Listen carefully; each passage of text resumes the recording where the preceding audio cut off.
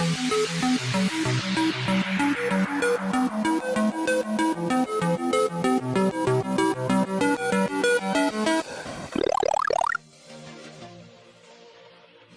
to the S.O.A.P.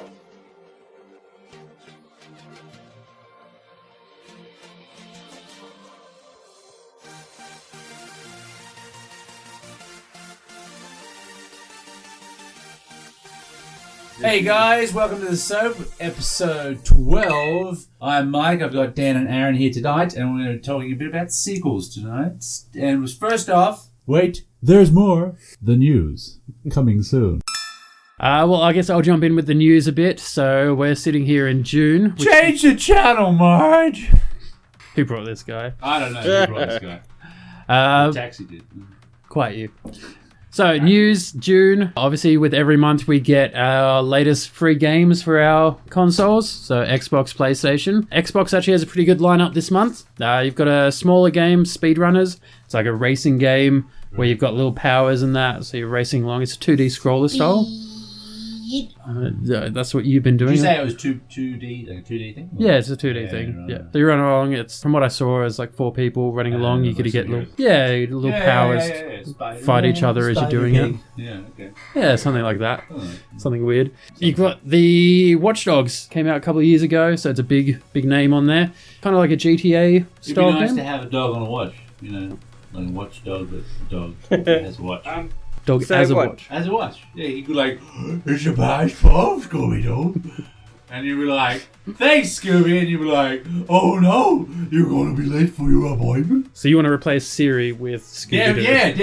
Damn, Siri, do it. And she's like, hello, I can't. He's like, Scooby-Doo, turn on your light for you. So that was the Microsoft one, Watch Dogs. Was it Microsoft? It was Ubisoft, wasn't it? No. I mean Microsoft free game. As Yes, Games with Xbox. Gold. So we're talking Xbox at the moment. Xbox Live. Games with gold. Like they're trying to keep their subscribers, or Well, Watch Dogs is pretty good. I enjoyed it. I really enjoyed it. It was a good alternative take on Grand Theft Auto. I know a lot of people expected a lot different, but it was good. It got very, very samey very quickly for me. But you're right, a lot of people did enjoy it. I enjoyed everything but the end fight. So if that's the only thing I didn't really like, They're bringing out Watch Dogs 2, aren't they? no, it's already out. Oh, is there, Yeah, it didn't look as good. It was more fun, hipster kind of run around hacking is cool.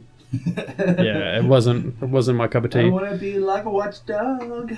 Whereas Watch Dogs 1 was a bit more dark, gloomy. Yeah, It's story of revenge and, you know, main characters dying at various points and you feel actually attached to people and that in it. Where, whilst I haven't played Watch Dogs 2, I didn't feel attached to anything that was going on, so that's why I skipped it. One day I'll get to it, but One yeah. day. But for everyone who missed Watch Dogs, that's available on Games with Gold. They also have Assassin's Creed 3. So going back a fair few for that one, which is the one in North America. The Revolution, yeah, not the French. Yeah, it's not the French at all, mate. I say these assassins are a pain in my behind. No, Indians, English, Irish, all those kind of people. Oh, I am Indian assassin. Set in Boston or something, if I remember correctly. It had axes. Yeah. Axes were good. That's the one that introduced all the ship combat, which turned into Black Flag. Really?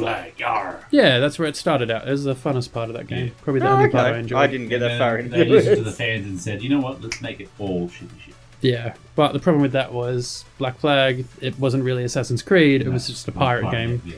With an element of, just jump on this ledge, and then jump on this other ledge, and then jump into the sea, goddammit. Well, that's the thing. It was the best game that they've released, but the least Assassin's Creed game that they've made as well. What does that tell you? This is what they want. This is what we want. We want less Assassin's Creed than Assassin's Creed game. We just want No, more they just pirate. found a really good concept that just didn't fit in with their style of game, and instead of making a new property for that style of play, they tried to fit it in. So it didn't work as an Assassin's Creed title, but worked as a really good game. But I mean, if you go back Assassin's Creed 1, 2, all of that, they're all fun games. Number 2 is still wildly talked about. Well, I actually know that they would be past the first level Assassin's Creed 2. For normal Like, I can't climb the church.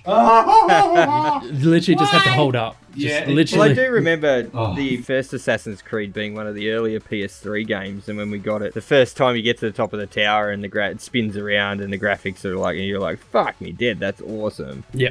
Not many games sort of have had that moment, though, and Assassin's Creed is one of them. Assassin's Creed 3 probably doesn't have many of those moments in it, however. Like, what, you just climb a tree, the eagle comes around, and then It's a busy it's a eagle. busy eagle, it flies around a lot. Yeah, it's been around the world. And Let's just climb the cedar tree. Yeah, right. do you reckon he gets bored of you chasing like that apple? Like, yeah, I'm gonna get an apple, and he's just like, just come on, be like- guys. Yeah, I'm an NPC, whatever. Yeah, Fuck. fuck assassins, goddamn. Kill them! Anyway, moving on. They also have Dragon Age Origins, which is the first one. Ah, so good. That was definitely the best out of the Dragon Ages so far. Claudia Black as Morrigan. That's definitely the highlight of that game. But I sunk a good 90 hours into that game when I played it when it first came out. Sunk it like a battleship. Yeah, it's not It's real. fantasy, it's a big Dreadnought. I had a catastrophic hard drive failure go and take my Dragon Age Origins save game with it before the advent of cloud saves, and I was that heartbroken I haven't been back to it. But For what it's worth, Fallout 3, I had the same thing. Apparently, I got all the way to the end of the game, and that's where I lost my save. Literally in the last half hour of the game. Well, that serves you right for not saving. Well, I did save. I just Well, lost it. obviously, it's traumatized you. And this is our therapy session for $9.95. I think I'd get more insane if you were my therapist. Rubbish. I'd be a great. Would you? Maybe I have to try it out. Aaron, you're the first client. you'd make yourself better just so you didn't have to go back. Right. You'd just be like, I never want to go back there. I'll change. No, I'm cured. I'm completely cured. Thank you, doctor. My life All right. isn't so sucky. Oh. Okay, so that's X-Bone. Yeah, there is Um, also some DLC for Phantom Dust, but it's a DLC, so I don't think people care that much, unless you already own the game, in which case, enjoy. PlayStation Plus, though, does have a couple of big games and that. PlayStation Plus is spread across all their consoles, so you've got PlayStation 4, PlayStation 3, and the Vita, so a bit of spread there. PlayStation 4 is the one that most people care about. Some big games on there. Killing Floor 2, Mike's not sold on it at the moment. I did show him a little bit prior to this, but that's essentially a survival game. You survive waves of zombie-like creatures called Zeds, multiple classes, multiple maps. Not really a story-driven game, more a multiplayer. I was commenting when Dan was playing on like the Arnie thing. Come on, turn around, shoot it real loud, to your right, to your left. Come on, do it again. And they wondered why I died. Well, you were like the last person alive, I think it was. So it's pretty average in terms of a sequel. We won't talk about that later in the episode. But no, Killing Floor 2 is really good. I played it on PC and now PlayStation 4. Great fun and definitely worth a try. And if you have a PlayStation 4 and don't have PlayStation Plus, it's a good reason to actually buy it. Another game that they have on there is Life is Strange. Well, I thought when it's around you, it complex, is. You know, it was complex, not strange. You're very strange. Everything. I'm the Doctor Strange to your Mr. Strange. You're not the good Doctor Strange, though. Well, it You're doesn't just matter what you're just the Doctor strange Doctor. The doctor in the house. This is more of a choose your own adventure kind of style game, story driven as opposed to gameplay driven. Exactly, essentially the opposite of what Killing Floor 2 is. Yes, yes. They've Yeah, gone from it's one a- extreme to the No other. zombies. Female protagonist, walking simulator, kind of time travel-y, adventure-y dealio. They talk about games like Heavy Rain, the Telltale games, those kind of things. It's kind of along those kind of nature. Until Dawn being another one of that kind of nature. Looks quite good. The trailers actually made me want to jump off here and play it. Thought about calling in sick and... Don't let us stop you. Oh, I was thinking about maybe just not turning up this podcast and Oh, just really? playing that all night. But yeah, you're in my house, so I can't really... In his house. Watch out, Scooby-Doo. They're in your house and it's 5:11. This is why I can't sleep at night. Yeah, good on me. Yeah, you got Mike in, like, watching you sleep. Even the It's laugh. 12 o'clock and all's well. Scooby-Doo. Other games they have out is Neon Chrome. Looks quite good. It's a little top-down. Yeah, it's a roguelike kind of game, RPG elements. What And was that game we played the other day? It was like a Resident Evil thing. top down. You were like, come over Alienation. here. I was like, I don't want to go. Yeah. Yeah, Alienation. Yeah. That was a past PlayStation Plus game. That was quite good. Another game is Spy Chameleon. You're a little chameleon. You can blend in with the colours to avoid being detected. It's more of a kiddies game. But that one's for the Vita, so that's more of a... It's aimed more for that. PlayStation 3 people get Abyss Odyssey, which was the 2D side-scroller with the different classes. So that's something to do with Abe's Odyssey. No, nothing to do with Abe's Odyssey. Yeah, Abyss Odyssey. False advertising. Yeah. I don't like it. Really- Not cool. They don't relate it at all. Game over, man. And, of course, World Rally Championship, one of the racing games there. So if you like your racing games, jump on your PS3, download that.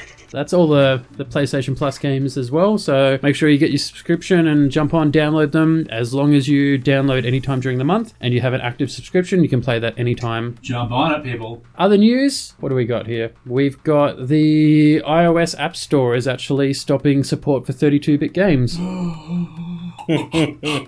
No more Flappy Bird, people. That's right. This is a problem. So instead of Angry Birds, it would be like Frustrated Birds or... It would be, birds at all? There's no birds. You need to update to the 64-bit version of this app for $9.95. Tap here to purchase. Well, I don't believe you actually have to purchase a new version of the app. Most of the developers are just updating everything for it. Yeah. Most games are already 64-bit. It's not like this hasn't been available for a while, and it's not like people didn't know that this was coming. It's just a more recent announcement that we're getting very close to that period of time. They're stopping the support for it, and people will have to update their games or the games will stop working. It's not that they can't do it. There's nothing stopping developers from doing it, but games that have been abandoned for quite some time, they'll obviously start disappearing. Well, we've had 64-bit iOS since the iPhone 5, so it's not a new thing. So I guess if you've got any old legacy games that you absolutely must keep, then don't update your phone. No, it's just that they're going to disappear from the store.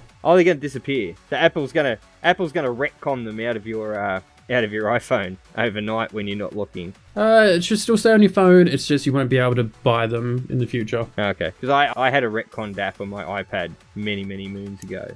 It was like, it's just gone. And I found out why. It was a MAME emulator. So Apple got wind of it and went, no, illegal, and went in like a thief in the night and stole the app back off my iPad. Well, I think that's a slightly different scenario, so I don't know that Apple are going to be super evil about all of this, but yeah, they will be stopping that, and... Evil Apple Corporation. They might. No. I thought that was Umbrella. Yeah, well, it's in this case, we're just changing it to Apple. Okay. Situation calls for it now. Come on. And in other news, Battleborn, the not-so-successful multiplayer game that came out the same time as Overwatch. Its multiplayer is now free-to-play. And whilst reports for the game were that it played fine, it was good, it was fun, it suffered very much from being released at the same time as Overwatch. One game had to win. There can only be one. Yep. And, yeah, Overwatch did win that. Yep. There can only be Overwatch. Yes. Well, not really, but at that time, out of these two, it's Well, it's kind of taken the whole crown off a lot of other online shooters at the moment. We won't talk about CODs or Battlefield because they're their own genre. We were going to mention Team Fortress 2 a little bit later. I think Overwatch kind of is now the new Team Fortress almost, isn't it? And all comers will tremble in its wake. But Battleborn, still going. They haven't given up on it. They're still supporting it, still releasing stuff for it, and obviously they've realised that their multiplayer base wasn't large enough, so they're doing the next step to keep it going. So, good on them. I believe there's still some purchasable bits and pieces, though, in the game, isn't there? You can still pay if you want. There's It's not co-op mandatory story now. content, things like that. So Yeah. it's good. It's good to see that they acknowledge that there was an issue with the game and they're rectifying it. So you can't fault them over that. No, not at all. I think that covers the bulk of the news that we haven't covered in the past. moving right along to our main topic. And our main topic was Sequels! nicely done. There you go, there you go. Sequel. I practice in a mirror at home. Sequels. Who wants to pick a sequel? Aaron, I think you haven't talked that much so far. Oh, a sequel. Well, where should we start? Let's start with the most ubiquitous of sequels, perhaps. Can't use big words like that around Mike. the one that's possibly generated the most conniptions and consultation, and that word was wrong, so I'll cut that out. But the one that's It's too caused late. Consultation? the most, I don't know, what would you say? Internet hate, rage. Rage just say is it. what I'm talking about. Just say it. Half-Life! Oh, right. Alright, so for those who don't know, Half-Life and Half-Life 2 were really the beginning of the blockbuster first-person horror game. There was games that come before it, but Half-Life and realistically just walked all over their corpse and set them on fire. He played scientists. That's quite by the name- graphic. Quite a graphic picture right there. Painting there. It's quite graphic. You played as scientists. Oh, don't care because we're Half-Life 2. He played as scientist by the name of Gordon Freeman, who Gordon accidentally Freeman. one day at work opens up a portal to another dimension, and all these hell demons and shit come out. And So that's what you do, isn't it? yes, you basically pick up a crowbar and like a hazmat suit, and then you have to go and save the world. I wonder if anyone nowadays has gone into a company like that and said, they're like, why do you want to work here? I said, well, I kind of just want to open a portal to hell and see what happens, and then get a crowbar and smack people around. They were like, get out. Security. Half-Life was praised as one of the greatest games for its mix of horror, actual gameplay, and story in a time where you would maybe have one and not the other. So you'd have a very playable game with a very, very basic story, or you'd have a very story-rich game that wasn't very playable. The Half-Life series sold millions and millions of copies, and for those who don't know, was released by Valve Software, who... Drum roll, Mike? You call me off guard here. I can't. How do we? That was done by. Spent all that sweet Half-Life 2 money on building up a small games trading platform called Steam. Steam. So Lord Gaben... It's a very good thing. That's what I'm going to do. Steam. So Lord Gaben, or Gabe Newell, who, for those playing along at home, the owner of Valve and Steam now, split away from Microsoft. He actually had a legitimate job As a programming engineer stuff plumber into or something, Windows. who's got just like, I'm just take a look around and say, oh, there's And a he Valve basically and there's said- Steam. Oh, like, let's make games out of that. I think his original name was Jumpman, wasn't it? Jumpman, maybe. He had a pet monkey or something. Your pet Or monkey. maybe he was handle and door or like something ridiculous. Oven, heat, steam, valve. Okay, Really? Yeah, That's the plot. Valve. turn the Yeah. valve and it gets the steam. You turn Puts the handle lotion and on the it skin. gets the Puts I don't know, Puts the lotion on its skin. This is why we don't let you talk. No, this is why we don't have a free mic. Yeah, this is why you shouldn't give Mike sugar after 9 o'clock at night. But anyway, so Half-Life... It's 10 o'clock, Scooby-Doo. Half-Life and Half-Life 2 were in at least the top 5 games of all time for their blend of playability, cutting-edge graphics at the time, and great storyline. Half-Life 2 was released episodically, something that Valve really does like to do. A few of their games have been done that way. The reason I say that it is a source of probably all of the hate and rage and nerd tears on the internet is the fact that the end of Half-Life 2 leaves you wanting and really needing Half-Life 3 to tie up the story. Which I believe you have a big announcement, Aaron. Absolutely. We'd like to confirm something about Half-Life 3. We'd like to confirm that we have no fucking idea when they're going to release it. We are going to use that as the title of the episode for clickbait, because we're not below clickbait. So did you ever play the episode 2 of Half-Life 2? Yes. And you want to elaborate on that? Because I've only played episode 1 of Half-Life 2. I actually haven't played it for quite a few years. There is a remake of it called Black Mesa, which I've downloaded but haven't played it. I believe that you go back to Earth. Earth's all fucked up, and you get this matter transference thingy. I can't quite remember, so no, I can't really. I can't really go on and say exactly what happens in Half-Life 2 because I can't fucking remember.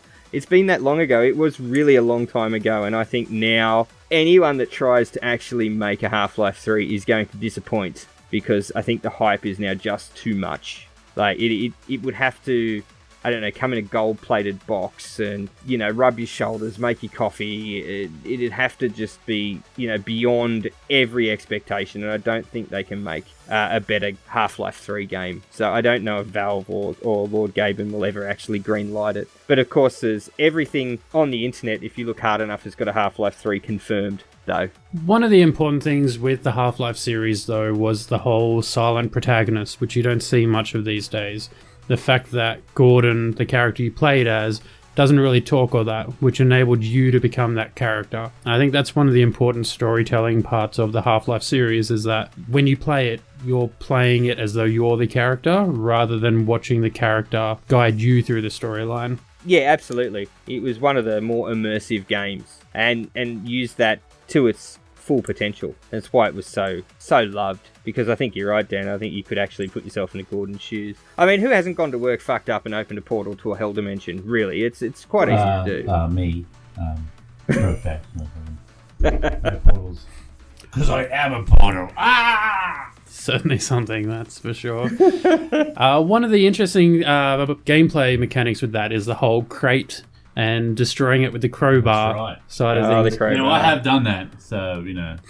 Well, it's interesting that you mentioned that, because there's actually a video from a company called Rooster Teeth that do a series called Immersion. Yeah. Now, I'm not too sure if you guys have seen this, but in this video one of the episodes covers specifically crowbars and crates, and how easy it is to actually destroy a crate with a crowbar. Turns out it's not as easy as the games make it out. No, depending if this is American hardwood or is this just crappy pine. Like, you know, this is a science fact here, and we should, check that. If you guys want to check that out on YouTube, or is it on YouTube? Yeah, it's on YouTube, and it's free for everyone to watch. That's right. Head over to the Rooster Teeth channel. Don't try this at your local hardware shop, because they will kick you out. Or just don't say that we told you to. Well, don't, just...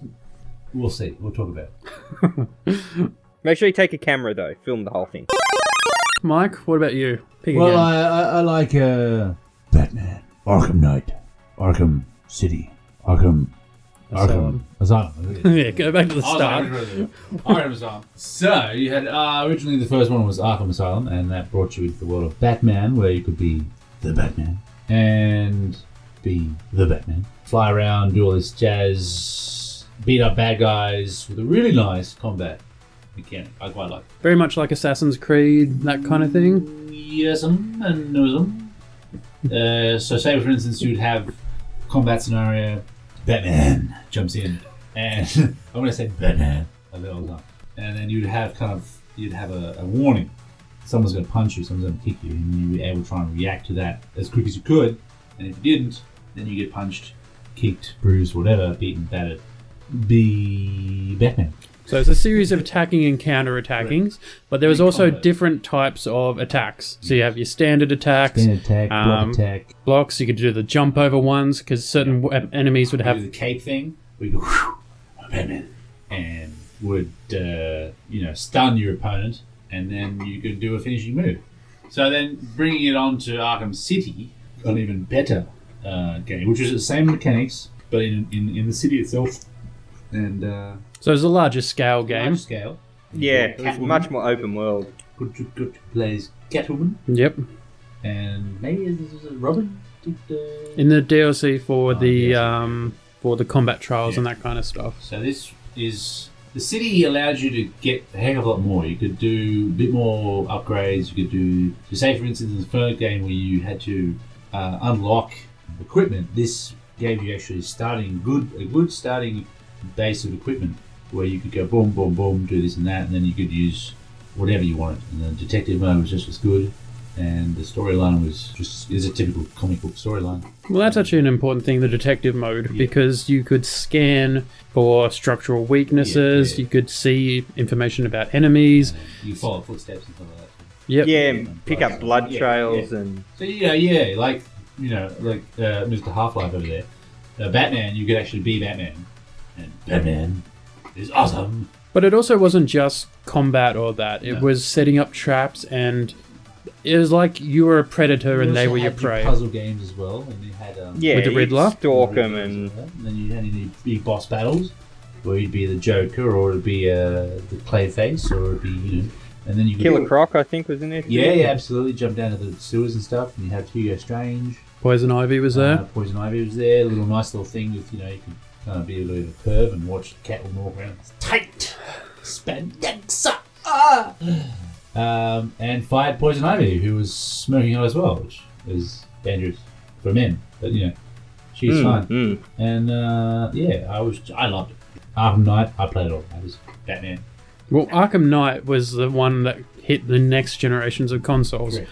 And it was more of a prequel, though, wasn't it? No, you're thinking of Origins there. Ah, yes, I am. Arkham Knight, It's just good. on PC, it had a lot of issues, and that destroyed a lot of people for that. Essentially, they had to remove it from Steam and then re-release it later on. That's how bad the PC release It was broken. But Was it? the Yes. console release was actually quite favourable, That's right. but it added a new mechanic once again, where you could drive the Batmobile. And a lot of people didn't like that. Really? It changed the entire yes. feel of the game. Well, that's true. A lot of one bug was Batman was killing people by running, notice that? And they had a gun, and you're like, bam, and he's dead. You're like, Well, they weren't dead, they were sleeping. yeah. He's sleeping. Don't worry, I didn't kill him. He's sleeping. If you haven't seen the college humor College videos humour. for Batman, they It's are a confused must right see, there. and they sum up Arkham Knight very, very well.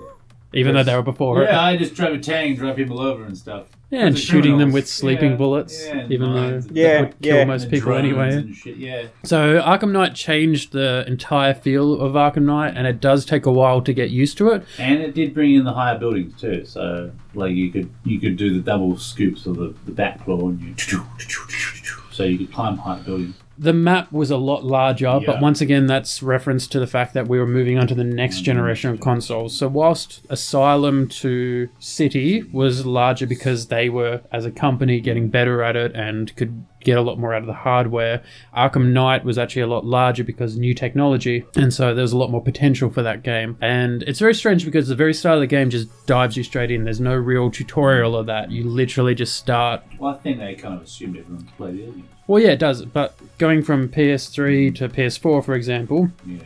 it means you would have had time between the games, but the games assume that you haven't, which is a very interesting side of it. The Arkham Asylum and Arkham City are both being ported to next gen as well now, so for those who missed out on the older consoles, Buy can still what is do it, it. a full all-in-one pack? It's only got the two in it. Right. It doesn't have Origins, which is very strange. Yeah. And PC users don't need to upgrade at all because it always works. Yeah, sure. PC Master Race. Absolutely. Bullshit. Absolutely. Bullshit. Anyway, that's a whole nother podcast. Yeah, exactly. Exactly. And I've got like 4 or 5 computers at home that don't work anymore. But you have an anti-technology field, Mike. No, though, like- I just had it. Just don't do it. Nintendo 64, man. That's all I know. It's our aim to get you a working headset at some point. Yeah. Yes. All we needed to worry about in the 64 was these guys go. That's all you need to worry about. You're Blow it on still the- doing that without one. That's right. On my computer, I would like, come on, man, work.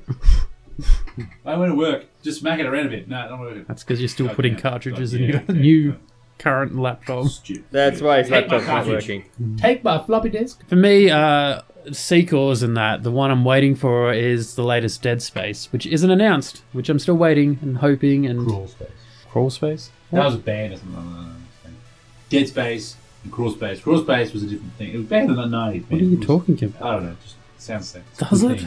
Does it? It does with space in the place of the space. We really need to watch the So sugar. Dead Space. Why'd you like? Why is Dead Space so cool? I'm not gonna lie, the whole removing limbs, forgetting what the technical term was for it. No, not decapitation. Dismemberment. It was, Dismemberment, it was strategic dismemberment for it. So Strategic there was actually a dismemberment. purpose to it. It was to stop, because you're fighting a alien kind of virusy And I race. want a leg steak, so I just slice off his leg. Well, you wouldn't want to eat it. It's probably going to infect you. Right, Essentially, you turn up to a spaceship and Scooby-Doo. everyone is dead on it, and they're all turning into alien monsters that are killing you, called necromorphs. Essentially, they're coming out of the dead bodies. So when someone dies, this creature is coming out of it, I and feel like aliens. kind of in a very more humanoid, more human style of it. But you would remove their legs or arms so they couldn't hurt you.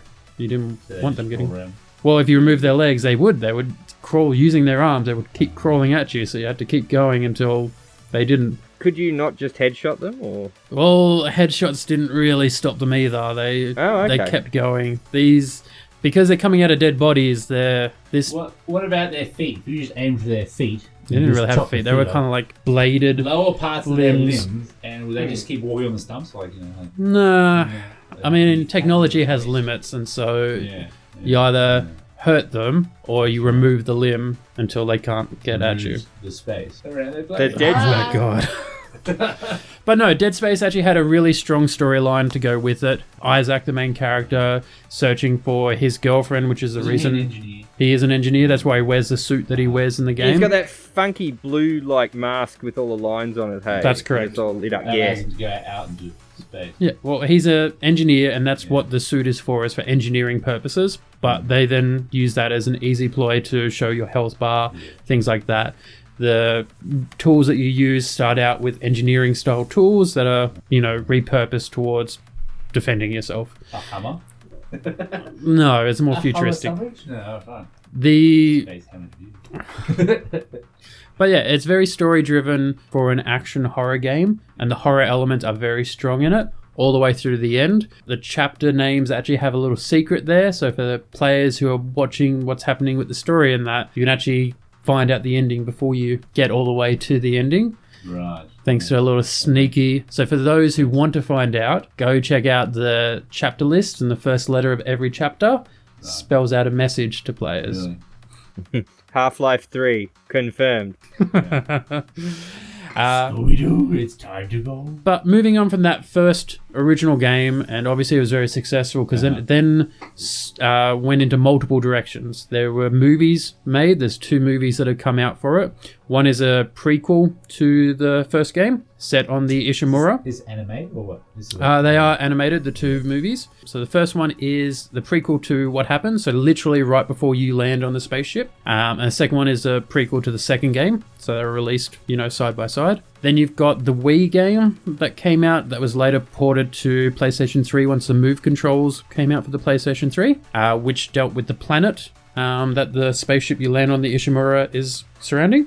And it's actually got very key plot points for how this all started and that. So across the 3 of them, you then get this very big picture as to what actually went on in this one small setting. And so the storyline at that point is quite in depth. Then you move on to the second game, which moves on to a completely new location with new characters for the prequel to set up how that all happens.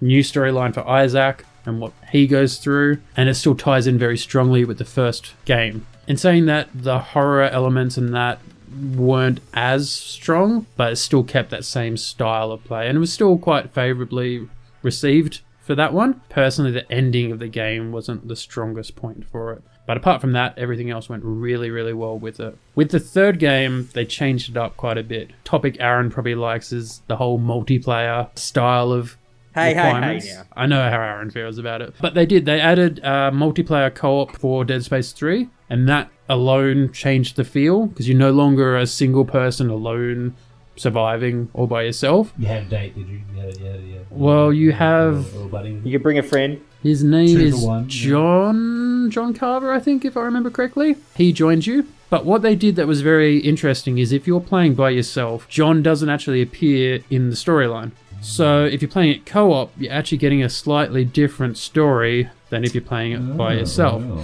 What is frustrating, though, is that some missions in that could only be accessed in co-op. So if you didn't have a second finish person... the game? Sorry? So you couldn't finish the game? You could finish the game, you were just couldn't complete it. missing You missed out. side missions, I guess. Ah, That's that's a bit poo. well, another topic you're going to love is that they added microtransactions to it as well. Microtransactions. And they did it in a unique way, being a single player kind of style game. Even though you could do the co-op style of it, it wasn't head-to-head multiplayer or anything like that. It was still a story-driven experience. So instead of having extra, maps to battle on or anything like that. You could purchase extra resources that were used to build your guns, all that kind of stuff. And what you did during the third game was you dropped these little drones that would go off and scavenge for you and come back periodically, give you more resources. But if that was too slow, you could purchase through the store, you could get more resources, that kind of stuff. You're paid to play. Well, it's not pay to play and it's not pay to win, but it is pay to get there quick. Pay to get there quicker. The Candy Crush model. Yeah, so it's not the worst model that's been implemented, but I don't know that it was necessary enough that it forced that much money, extra money going into the game. The feel of the game also changed a lot because of the location, this time being set on an ice planet as opposed to in space or that kind of thing. Hence the name Dead Space. Yeah, but to be fair, by this point, we're covering a lot of the, outer space with everything. So going onto a planet isn't really taking away from where the name's derived. Once again, the chapters for that one does spell something, which isn't such a spoiler like the first game, but it spells Brother Moon is watching, which implies that there's more game coming. And that'll mean something to people who played the game as to what Brother Moon is. Essentially, that alluded to another game coming out, which everyone's still waiting for. By everyone, I mean me. I'm super keen. How long have you been waiting? So if I go back, Dead Space 3 was 2013, I believe. Okay. So it's 4 years now of waiting.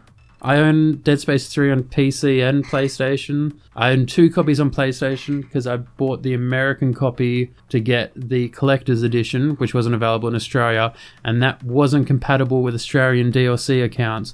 So I then had to get it again to get the Australian DLC. And so I want to be Batman. Dan wants to be Isaac Clarke. Isaac Clarke is the coolest. Really? I don't think so. Someone out there wants to make me an Isaac Clarke suit. Superhero beatdown. Batman would take it.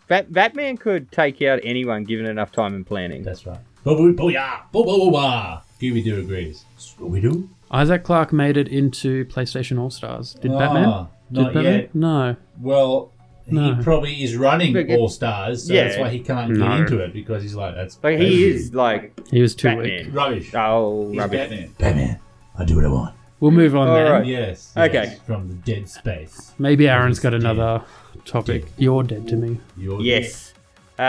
Sequels. Let's get the one probably that's got the most, well, I guess, games in the series, not maybe direct sequels, but we would be remiss if we didn't talk about Final Fantasy, at least in some form, on this web podcast. So Final Fantasy 14 is your favorite, I believe? Actually, Final Fantasy 10 is my favorite. I thought 34 was best.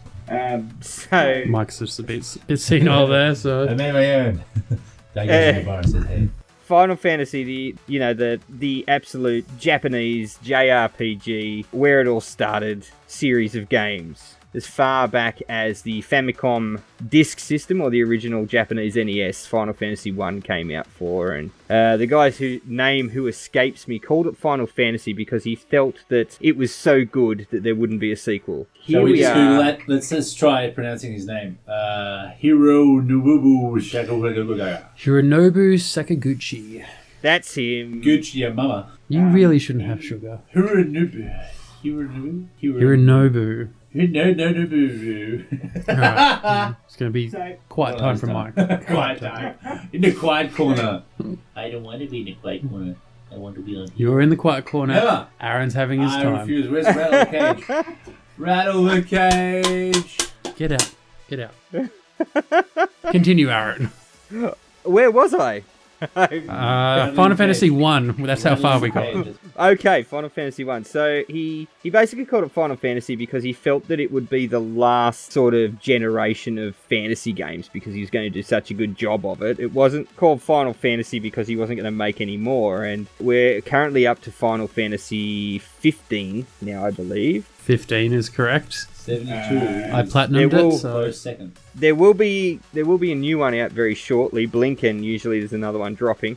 Although there for a while, it took them ages to make the jump to next-gen consoles. Like they went Final Fantasy 7, then Final Fantasy 8, Final Fantasy 9 on the PlayStation. To get to Final Fantasy 10 took forever, and I still remember the Sony Australia actually took out television ads, and it was like they just basically put a cutscene on the ad, and everyone went just, fuck, we must buy this game immediately. They've always been known for pushing the boundaries of the particular hardware that the game is released on. I guess a bit less these days, but... No, because if you look at 13, the quality of 13, if you see someone playing it on a PS3, will look like they're playing a PS4 game. That's how high quality... It does look good. I will give it that. It probably wasn't the strongest game in the Final Fantasy series, but it was pretty. And you can always count on Final Fantasy to be fucking pretty. They started doing sequels, actual direct sequels, because each Final Fantasy is its own self-contained world. So Final Fantasy VII has no bearing on Final Fantasy VIII, or Final Fantasy III has nothing to do with the world of Final Fantasy V. They're all standalone universes, and then after... Where do we go? So Final Fantasy VII kind of got an indirect sequel called Dirge of Cerberus, which was a shooting game, a side-scrolling shooting game where you played Vincent Valentine. It was okay, yeah. They then got a prequel on the PSP called Crisis Core, which is arguably the better game out of the two Final Fantasy games, and that'll probably cause some consternation on the internet. They started doing direct sequels of Final Fantasy X. It was such a massive hit that they went, oh, we better have another crack at this. So they released 10-2. Those are now available on next-gen consoles as a re-release. And on PC, which I do have. And there was also a couple of 2 movies, 3 movies, 4 movies. The movies are very different because there's the original Final Fantasy movie, which isn't related to any of the games, and that saw a lot of director changes in that. So the original trailer that I saw for it was nothing like the movie that came out. Spirits Within. That's the one. Yeah, it was it Ben Affleck, wasn't it? Or was it Matt Damon? They famously rotoscoped an actor. It wasn't overly great, like you said, Dan, because they did have a lot of... I enjoy it. For what it is, it was good. It's not a must-see, but... Film. The main character, the girl whose name escapes me... Aki Ross. Yeah, Dr. Aki, that's right. She had something like... Dr. Aki 45% of the rendering farm that rendered that movie just for her hair. Jesus.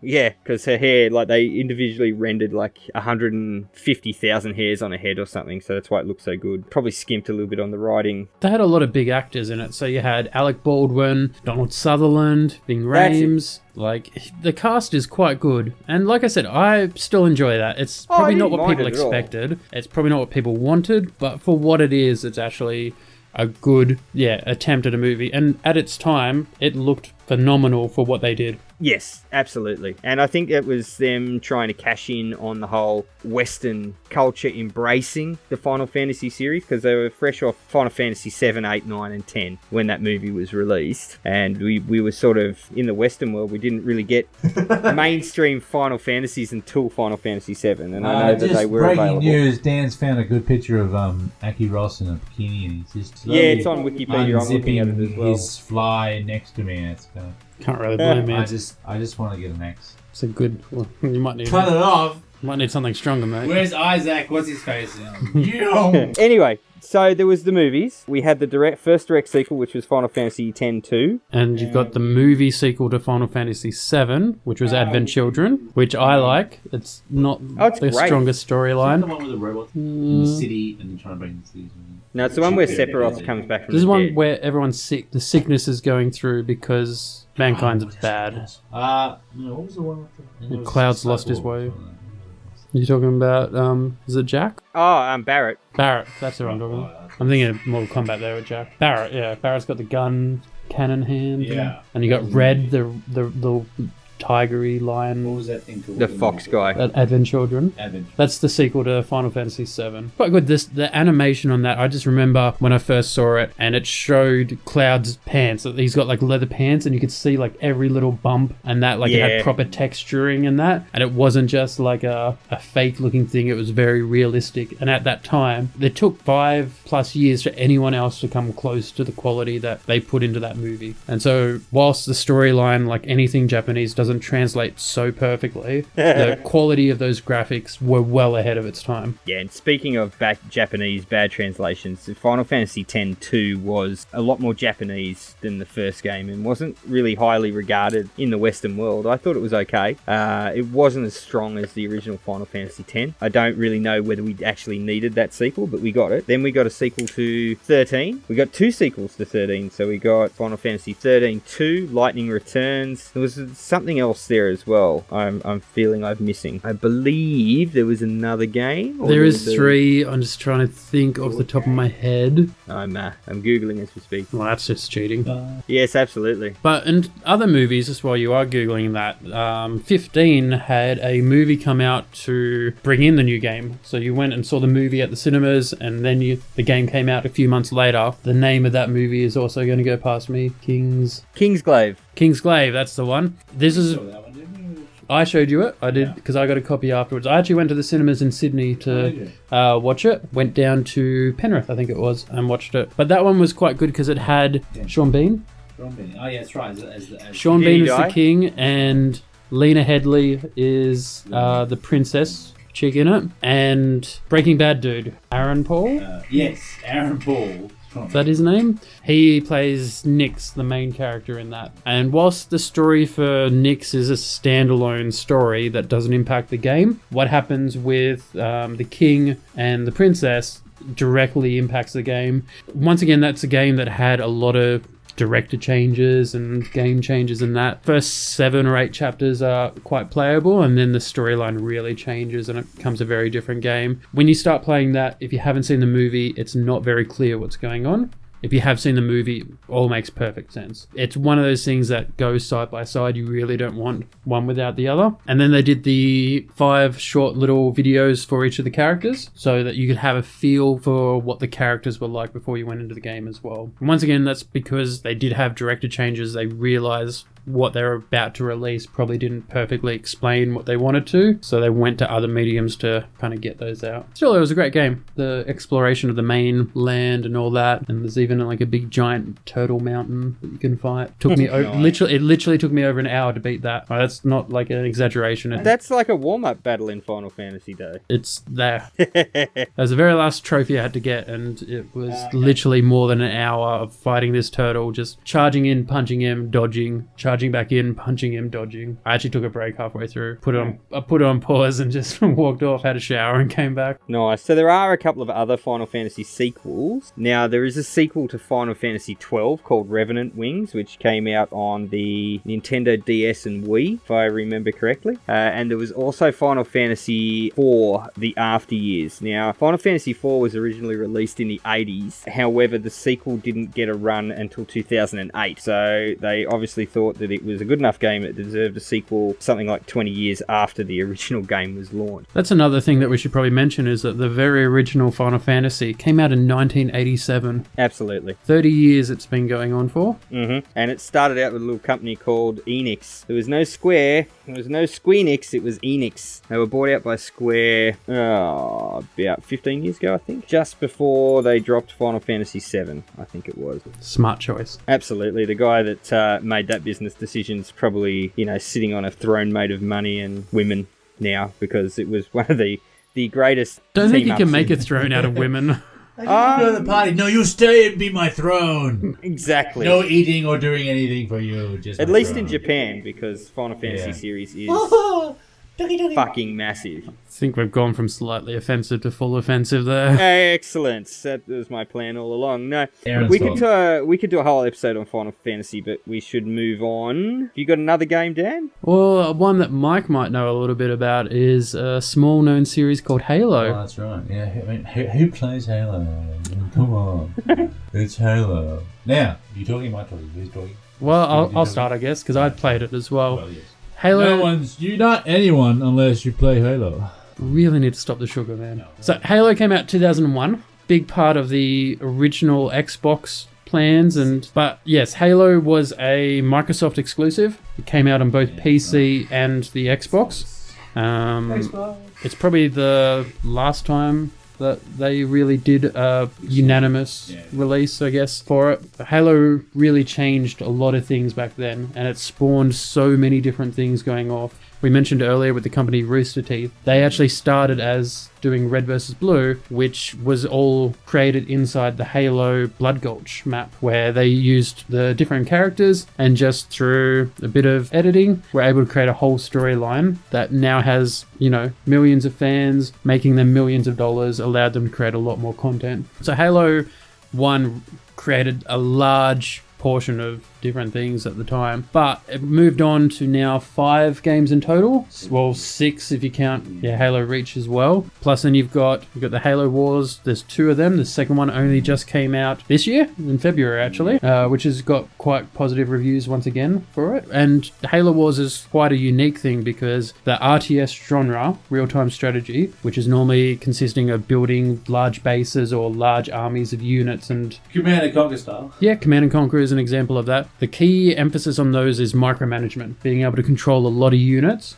really quickly. And on console, a controller just isn't fine enough to be able to do that kind of thing. It's normally done on a PC with, you know, mouse and keyboard. Halo Wars is one of the few games that actually makes it to console and is able to be successful in doing that style of game. You had that game. I've got Halo Wars 1. Halo Wars 2 is on my list of things to get. Unfortunately, my games backlog is a bit high at the moment. But yeah, quite successful there. Then you've got multiple movies that are released. If you actually go on Netflix, you'll find a large portion of the stuff. Forward Until Dawn is a must-watch in my opinion, which follows a bunch of kids going into the UNSC for the training. It's very different to Halo. It's still in their world. It references a small aspect of joining their military, and works very well as a standalone for people who aren't fans of Halo. Will still find a lot of enjoyment out of that. But it has Master Chief in it as well. He does like make you a cameo. You do see a Spartan in there, and you do see the Covenant appear, and it deals a lot more with the dramatic side of each person going into this. But then you've got a lot of other stuff around the original war between humans and the Covenant. So there's a couple of series there. You had the Night Reach series, which was a prequel to Halo 5. There's a live action one that they did.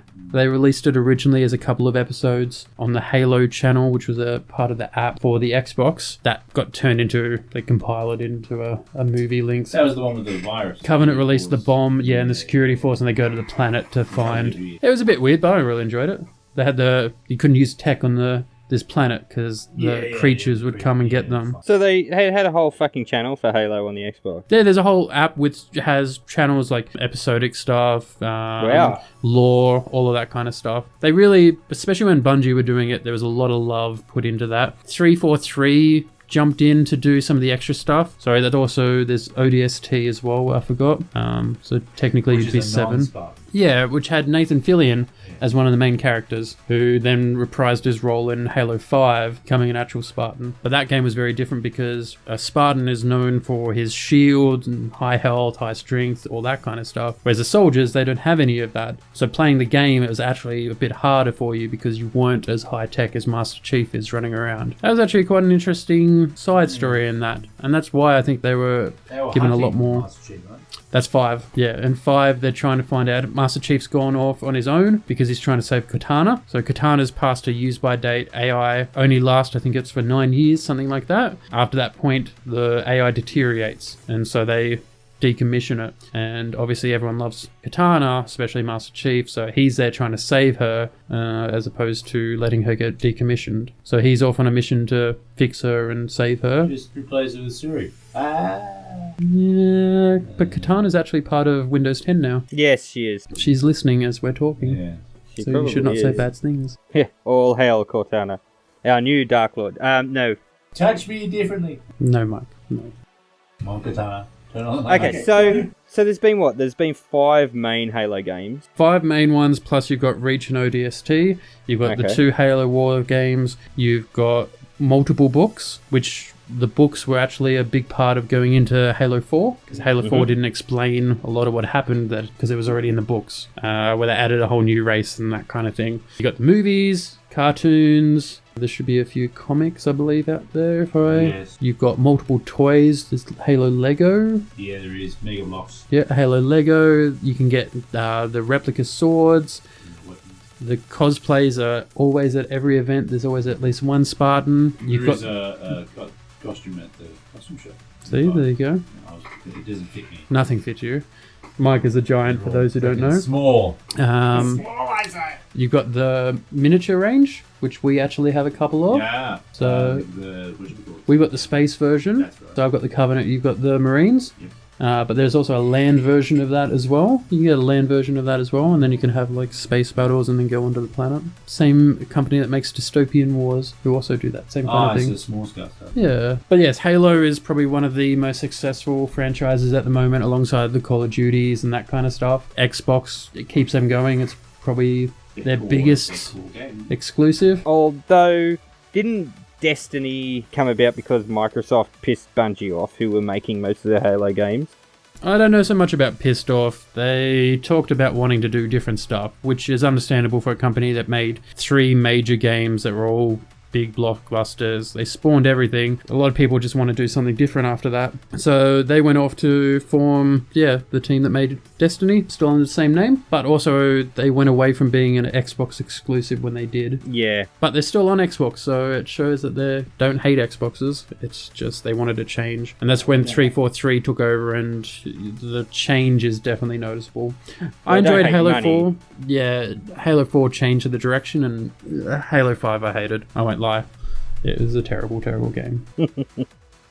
Fair enough. Probably the biggest budget as well, which is the worst thing. It didn't feel the same. Running around the single player felt very different. The storyline completely changed because there was a lot less Master Chief. A lot of emphasis on the squad that Nathan Fillion and that are in. As much as I love Nathan Fillion, it just, the characters weren't strong enough to sell that story. But there is plenty of great stories throughout Halo, and it's still one of the biggest franchises and will release a whole lot more stuff, without doubt. I'll still keep my eye out for a new Halo 6. That would be like on the Xbox 2?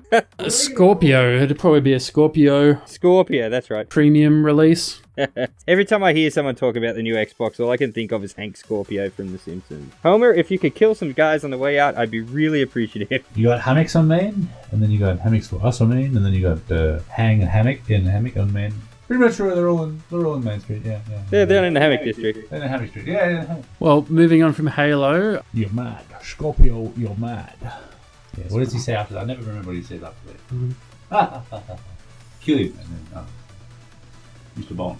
Aaron, do you want to take it away from Mike and pick a new Don't take it topic? away from me. Mike is definitely taking it away, but I think the other franchise I wanted to mention that is spawning sequels and, always doing something has got to be the Street Fighter. So you're talking about the Jean-Claude Van Damme movie? Absolutely, that movie was the pinnacle of Western. Because I'm Jean-Claude Van Damme. And that was followed by the hit sequel, The Legend of Chun-Li, I believe. Don't even go there. That movie, That was, Dan said in brackets, hit sequel. Hit it was sequel. fucking awful. That meant you hit the sequel. You hit it with axe or bat. So the original Street Fighter game came out way back in the 80s, and That was 87 as well, I think. yeah, it could have been. Bog standard old arcade fighting machine. It only had one saving grace, and the fact was that it had pressure sensitive buttons, and the harder you hit them, the harder your character hit in the game, and that was the only thing that made it different from every other fighting game in the arcade. And how many of those got broken? I really don't know. They were just like big rubber, almost like boobs, I guess you could say. They were just these. I see why he played this. Slightly offensive podcast warning right now. Well, they were these big. Boobs. Big fucking boobies Boobs, that get yeah. whacked.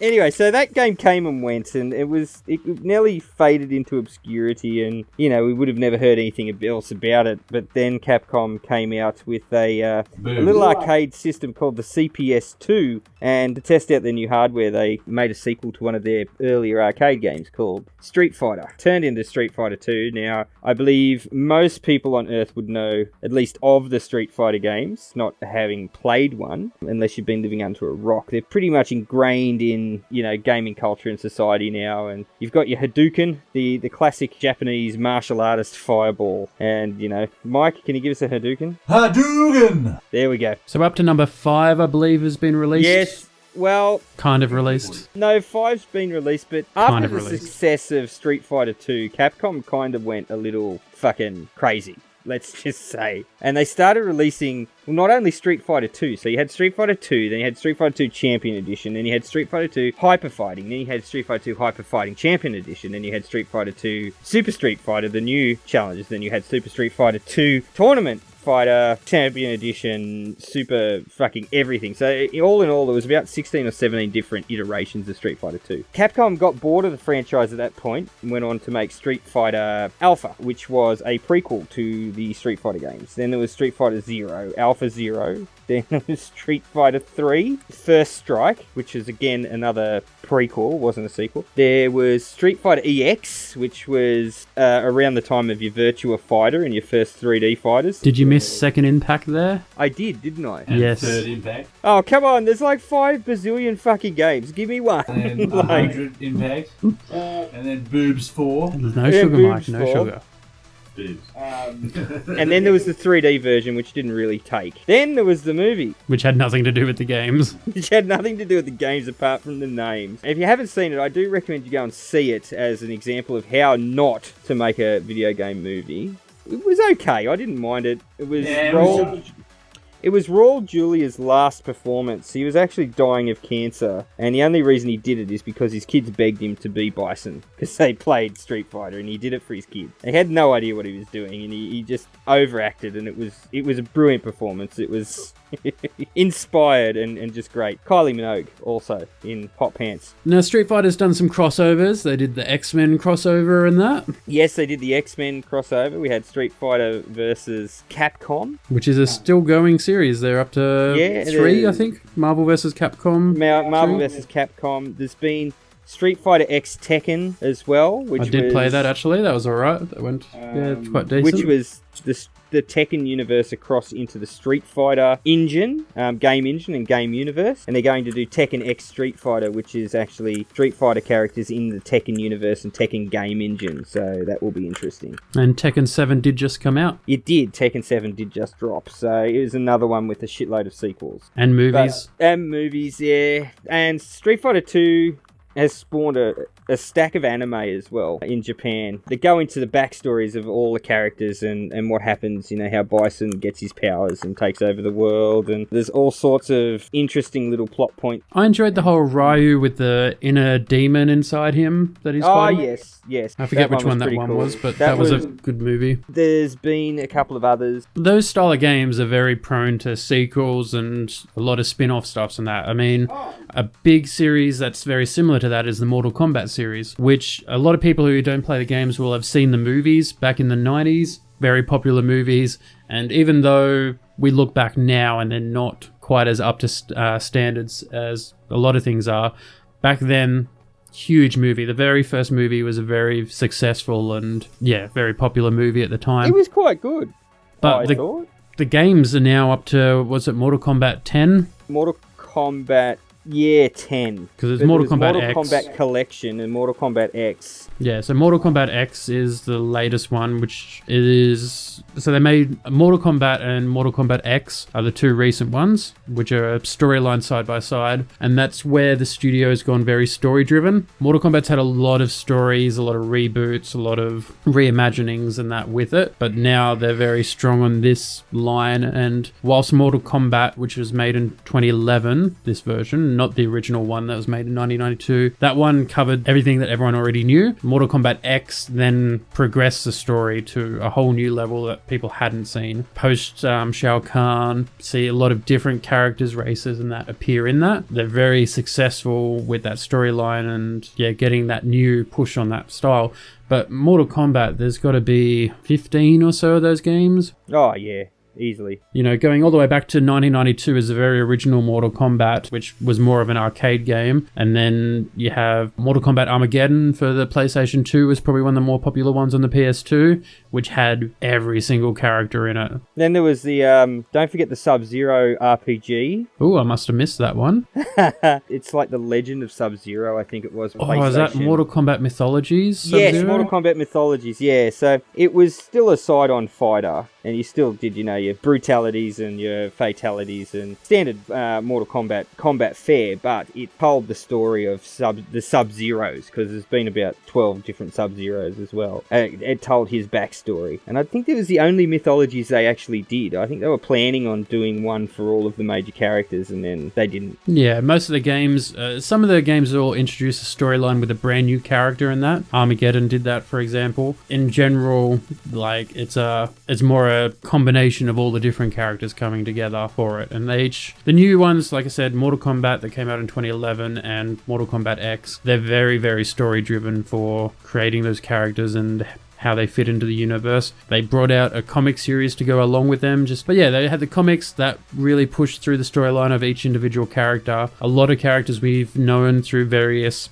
story tidbits throughout the games, but now they're pushing a solid line going along with it. And Sub-Zero, Scorpion, still two very iconic characters that are seen across a large variety of things these days. Very iconic, and Mortal Kombat probably one of the first games to really embrace the palette swap on characters to its fullest. I mean, in the original game you had Scorpion and Sub-Zero, who were the exact same sprite except blue and yellow, obviously, and then you had, by the end, there's Sub-Zero, Scorpion, Noob, Cybot, Smoke, Reptile, and the list goes on. It's basically any colour of ninja you can come up with, there's one in the Mortal Kombat series. And in the later games where graphical power increased and the storage space of your mediums progressed, they were less and less similar, but in the original 3 games, they were literally just the same sprite, but a different colour. It's one of those things, though, that really shows the evolution of games as a medium, because back in the 80s and the 90s, small studios worked on it, and they were just about having a little bit of fun and that.